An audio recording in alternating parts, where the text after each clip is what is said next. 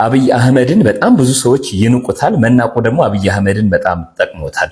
በነገራችን ላይ አብይ አህመድ ከዚህ በኋላ በስልጣን ላይ በጣም ብዙ ዓመት ይቆያል ብዬ አስባለሁኝ። ስልጣን ላይ ሊያቆየው የሚችለው ነገር የአብይ አህመድ ጥንካሬ ሳይሆን የተቃዋሚዎች ደካማ ጎን ነው። ተቃዋሚዎች ሁሉም ሊባል በሚያስችል ሁኔታ በጣም አብይን ዝቅ አድርገው ነው የሚያስቡት። እውቀት የሌለው የመምራት አቅም የሌለው ወዘተ እያሉ ያስቡታል። የሚናገሩት ነገር ምን ያህል እውነት ነው የሚለው ብዙ የሚፈጥረው ለውጥ የለም። ለውጥን ሊፈጥር የሚችለው ተቃዋሚዎች ምን ያህል ጠንካራ ናቸው፣ ምን ያህል የተሻሉ ናቸው የሚለው ነው። አሁን ባለው ሁኔታ ተቃዋሚዎች እርስ በርስ ያላቸው ግንኙነት በጣም ደካማ ነው። ረጅም ርቀት አቅደው መስራት የሚችሉ አይመስሉም። እነሱ በጣም ዝቅ ያሉና ደካማ ናቸው። ስለዚህ በሁለት ደካሞች መካከል ላይ በሚደረግ ፉክክር ውስጥ አንጻራዊ ጥንካሬ ያለው የማሸነፍ ዕድል ይኖረዋል እና በአንዳንድ መመዘኛዎች አብይ አህመድ ከተቃዋሚዎች የተሻለ መስሎ ይታያል።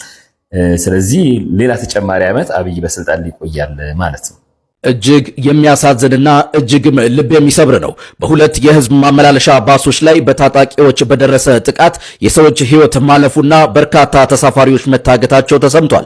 ከጓጽዮን በቅርብ ርቀት በምትገኝ ወሌ በተባለች ቦታ ታጣቂዎች ዛሬ ረፋድ የባሶቹ ተሳፋሪዎች ላይ ጥቃቱን ማድረሳቸውንና ታጣቂዎቹ በከፈቱት ተኩስ የሰዎች ህይወት ማለፉን በርካታ ተሳፋሪዎች ታግተውም መወሰዳቸውን እንዲሁም ዛሬ ረፋድ 4 ሰዓት ገደማ መንገዱ ተዘግቶ እንደነበር ቲክቫ ከአካባቢው ነዋሪ አገኘውት ባለው መረጃ አሳውቋል። ሌላኛው ጥቃቱ ከደረሰበት ቦታ አካባቢ መረጃውን ያጣሩ ነዋሪ ጥቃቱ መድረሱን ገልጸው ከ8 በላይ ሰዎች ተገድለዋል፣ 10 ቆስለዋል ሲሉ ተናግረዋል። ሌላኛው ነዋሪ ደግሞ የሟቾችን ብዛት 10 አድርሰውታል። ተጎጂዎች ወደ ጤና ጣቢያ መወሰዳቸውን ቲክቫ ኢትዮጵያ ዘግቧል። ደንቆረናን የምላችሁ እንደ ህዝብ እንደ ሀገር ደንቆረናል።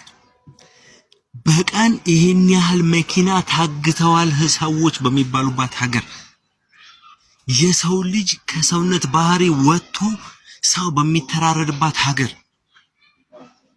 ስንቱ አንድ ቀን እንኳን ከሶስቱ ጊዜያት አንዷን እንኳን መብላት በማይችልበት ዘመንና ሀገር እየኖርን እኛ ያላጋባናቸው ሰዎች ሚዲያ ላይ ርዕስ አድርገን የሰው ህይወት ስንፈተፍት አስባችሁታል? ከዚህ በላይ መደንቆር አለ? ምን አገባችሁ? ይህስ ነው ወይ እንደ ሀገር ሊያሳስበን የሚገባው? ለምንድነው ዞር ብለን ወደ ራሳችን ህይወትና ወደ ሀገራችን ማንመለከተው? ማንም እየተነሳ አጀንዳ ሲሰጠን የምንቀበለው? የነሱ መለያየት ለኛ ምናችን ነው? ከሚሞቱ ሰዎች ይበልጣሉ? በር ተዘግቶባቸው ከሚቃጠሉ ሰዎች ይበልጣሉ? አንገታቸው እለት በእለት ከሚቆረጡት ኦርቶዶክሳውያን ይበልጣሉ? መቼ ነው እንረስ የምናረው? ለማንኛውም ሁሉ ነገራችን ህይወታችን እያንዳንዱ አኗኗራችን አዋዋላችን ሚዲያ ላይ ስለሆነ የሚዲያ ሰዎች ሆነን ቀርተናል። ለማንኛውም የሚበልጠውን አስበልጡ፣ የሚቀድመውን አስቀድሙ። ባካችሁ እንደው ስለፈጠራችሁ ከአዲስ አበባ ወደ አማራ ክልል ወይም ከአማራ ክልል ወደ አዲስ አበባ መሄድ ይቅርባችሁ። ግዴታ ከሆነ ደግሞ ባህር ዳር ሄዳችሁ በፕሌን ሂዱ። እንደሚታወቀው እንግዲህ ካሊደሮ እስከ ጓጽዮን ያለው የሲኦል መንገድ ስንት ወገኖቻችንን ስንት ምንም የማያውቁ ንጹሃን ኢትዮጵያውያንን አሳጥቶናል። ቤት ይቁጠረው። እስከ መቼ ነው በየሳምንቱ አንድ መኪና ህዝብ በሽፍቶች እየታገተና በጭካኔ እየተገደለ የሚቀጥለው? የቱ ጋር ነው ማብቂያው? የሚመልስልኝ አለ? አሁን የሰዎች ሞት ከአዶናይና ከጃኒ የፍቅር ህይወት መቋረጥ አንሶ ነው በቂ የሚዲያ ሽፋን እንኳን ሳያገኝ የቀረው? ኧረ ተው ወገን፣ መቼም ሰብአዊ ፍጡር ነን፣ እንደ ሰው እናስብ። አንድ ሀገር እየኖርን እንዴት በዚህ ልክ እንራራቃለን? እሺ ሽፍቶችስ መቼም ሰዎች ናቸው፣ ሰይጣኖች አይደላችሁ። በንጹሃን ዜጎች ሞት የሚመለስ ጥያቄና የፖለቲካ ርዕዮተ ዓለም እንደምን ያለ ነው ባካችሁ? መዳረሻውስ ምን ቢሆን ነው? ለማንኛውም ከዚህ በኋላ በዚህ የመንገድ ክፍል መመላለሱ ይቅርባችሁ። የፕሌን ትኬት ለመቁረጥ የሚሆን ገንዘብ ከሌላችሁ ደግሞ በቃ አርፋችሁ ተቀመጡ። እኔ ብቻ ነኝ ግን እንደዚህ ደስ ያለኝ ጃኒና አዶናይ ስለተፋቱ። የእውነት ነው የምላችሁ፣ እኔ በቃ ደስታ ነው እየተሰማኝ ያለው። ይሄ ምቀኛ ምናምን ደግሞ እንዳትሉኝ። ለዛ ሳይሆን እኔ አብሮ የሚሄዱ አይነት ሰዎች አልነበሩም። በቃ እኔ ሳያቸው ከመጀመሪያ ጀምሮ ጃኒ ለአዶናይ ምንም ነው የማትሆነው። እኔ አልዋሽም፣ አዶናይ ማለት ነው የማይገባት የበዛባት። በቃ እኔ ምን እንደምላችሁ አላውቅም። ያው በወንድ ልጅ አምላክ ስም እኔ አዶናይ እንደው ቢያቀኝና በውስጥ በኩል ባናገረው በጣም ደስ ይለኝ ነበርና ከአንድም ሁለቴ ቴክስት ሳልክለት እቀራለሁ ብላችሁ ነው። በቃ ተፋታት። አንተ ስላላወክ ነው። ገና ከካናዳ እንደመጣ ተቀበለችው። ማንንም ሳያገኝ ስንት ነበሩ ማንንም ሳያገኝ ጃኒ ከኤርፖርት ነው ዳርጋ እስካሁን ድረስ እንግዲህ እንትን ያለችውና በጣም ጃኒ ግን ትችያለሽ፣ ጎበዝ ነሽ አንቺ ትችያለሽ። የሰው ህይወት ልታበላሽ ነበረ።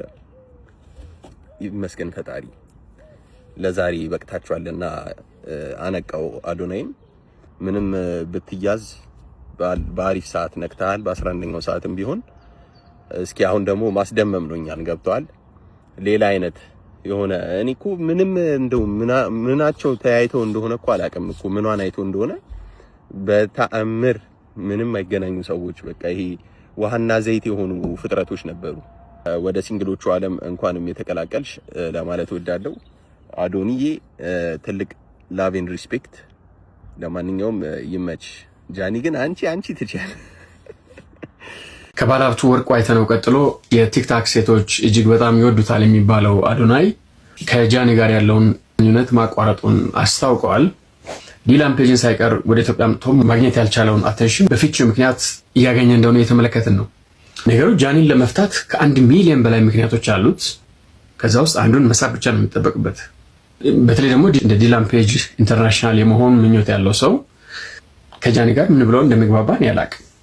በዲላን ፔጅ እና በእሷ መካከል ሆኖ የትርጉም ስራ መስራቱን በጣም ከባድ ነው። በዛ ላይ ደግሞ እሷ በአስተሳሰቧ በጣም ቲኔጀር ናት። በዚህ ዓለም ላይ ምን እንደሚከናወን አታውቅም። ቲክታክ ፊት ላይ መደነስ እንጂ ሰው ፊት የምታቀርባት አይነት አይደለች። በጣም ከባድ ነው። እንዳልኳችሁ ከ1 ሚሊዮን በላይ ምክንያት ይኖረዋል ጃኒን ለመፍታት። በጣም ኢሴንሻል የምለውን አንድን ምክንያት መሳብ ብቻ ነው የምጠበቅበትና ከፍቅር ግንኙነትም በላይ ፖለቲካው እንድምታም ከፍ ያለ ነው። ጃኒ ፐርፐዙን ሰርቭ አድርጋለች። ከዚህ በላይ አስፈላጊ አይደለች። አሁን የተሰጠው አቅጣጫ በቃ ሙቭ ኦን ሌላ ስቴፕ ነው ያለውና ጃኒ የአዶናይንም ፐርፐዝ ሰርቭ አድርጋለች። ጃኒም የፖለቲካ አጀንዳ ነበራት፣ እሱን በሚገባ ሰርቭ አድርጋለች። እሷ በተላከችበት ጎን ያለውን ማለት ነው። አሁን አዶናይ በኩል ያለው ነው ኢናፍ ዝናፍ እያለ ያለው። እሷ የሚያስበው ምንድነው? ከእንግዲህ እሷ አታስፈልገኝም፣ ወደ መንግስት ቀጥታ በራሴ መንገድ መድረስ እችላለሁ፣ ወለል ያለ በር አለ ወደ መንግስት የሚያስገባኝ። ጃኒ ካሁን ወዲህ እኔን ሰርቭ አታደርገኝም ነው። ግልጽ ለማድረግ ድሮ አክሰስ ቱ ዘ ገቨርንመንት ስሩ ጃኒ ነው። አሁን ሌላ አሳይመንት እንሰጣለን ነው ያሉት የሚመስለው። ያንን አሳይመንት እንግዲህ እንሄድበታለን እና ጽምዶ ይሄ ፍቅር ግንኙነት እንዳይቀጥል ፈልጓል። እቺን በደንብ አድርጋችሁ ይዩት። አዶናይ ከጽላ ውጪ አይጠብስም። ስንት የተማረች ስንት ቆንጆ ስንት ሞዴል እንደ ትግራዋይ እኮ በዚያ ሀገር ላይ ውበት የለም።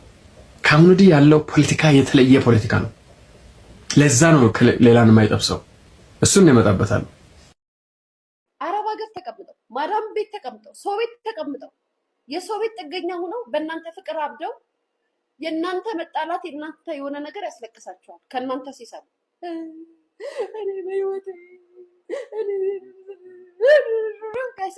ለእነሱ እንኳን ሪስፔክት የላችሁ። ለእነሱ ሪስፔክት የላችሁ።